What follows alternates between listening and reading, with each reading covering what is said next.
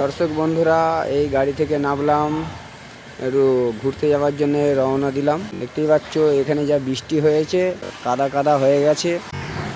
এদিকটা মোটামুটি এখনো লোডিং চলছে, থার্মোকল প্যাকিং চলছে। এদিকে একটু থার্মোকল প্যাকিং চলছে।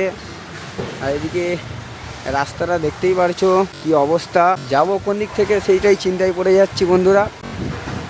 তো লোডিং চলছে।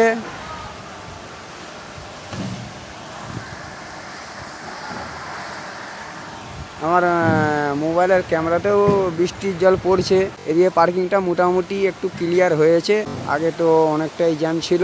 আমরা তো এখন 5-6 দিন 7 দিন দাঁড়িয়ে আছি, আমাদের লোডিংয়ের কোনো প্রোগ্রাম নাই। রাস্তাঘাটের অবস্থা দেখতেই পাচ্ছ কতটা জল জমেছে। এই থার্মোকলগুলো যে দেখতে পাচ্ছ, এগুলোর মধ্যে অনেক দূর দূর লং যেদিকে মাছ লোডিং হয়ে যায় এখানকারের জন্য মাছ লোডিং পয়েন্ট। এ তো অবস্থা প্রচুরই খারাপ।